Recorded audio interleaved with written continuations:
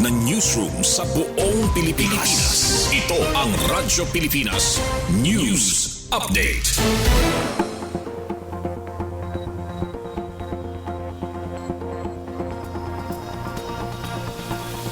Oras sa bugos nga Pilipinas, 1:55 p.m. Mopay nga kulop sa aton nga tanan, adiyan aton mga balita sa yana nga pangurason. Barangay Malahog sa Calbayog City, Samar, ginduduso como bag-o nga ecotourism destination sa syudad. Pamatian tan detalye matikang kan Suzette Pretensyo. Radyo Pilipinas Report.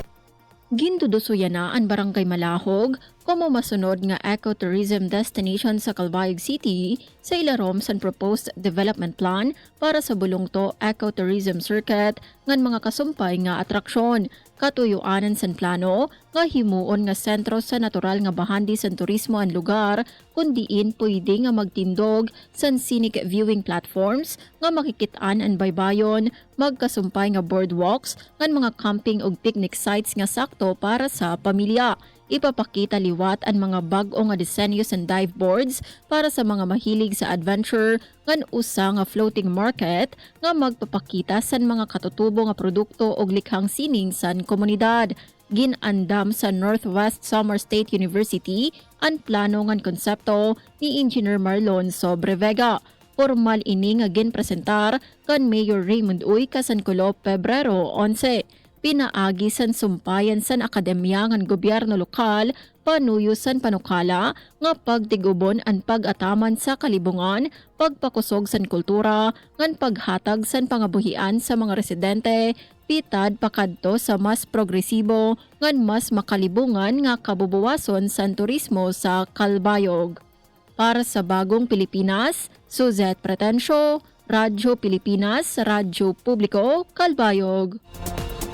Unang nga parte sa Disaster Risk Reduction and Management and Health Plan sa probinsya sa Samar, opisyal na nga ginpatuman. Pamatian tan detalye sa pagbalik ni Suzette Pretensyo. Radyo Pilipinas Report. Opisyal na nga gintikangan sa Provincial Health Office sa Samar, kabulig ang Provincial DOH Office, ang una nga parte sa ERA Disaster Risk Reduction and Management and Health o DRRMH plan. Iginlaygay sa duha nga buhatan ang mga primera nga pitad agud pakusgon ang kaandaman sa komunidad sa panahon sa kalamidad ngan health emergencies. Kalakip sa una nga parte ang masusi nga pagtudlok sa mga peligro, pag-eksamin sa kapasidad sa mga pasilidad nga panlawas ngan pagbug-os san klaro nga sistema san koordinasyon sa oras san krisis. Basar sa mga opisyal, katuyuanan san DRRMH plan nga masiguro nga ang kada pitad inbasar sa datos, maupay nga estratehiya nga nakatutok sa pagproteher san kinabuhi ngan pangabuhian san mulupyo. Sumala sa Provincial Health Office, diri la ini pag-andam kundi pagtukod liwat san kultura san katalwasan, kamalayan ngan kaandaman sa bug-os nga probinsya. Para sa Bagong Pilipinas, Suzette Pretensyo, Radyo Pilipinas, Radyo Publiko, Calbayog.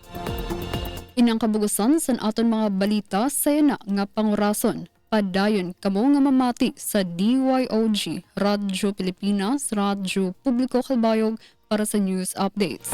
Masunod na ang Friday edition nga programa Tinig ng Kababaihan. Ako si Charmaine Perito Balvas para sa Radyo Pilipinas, Radyo Publiko.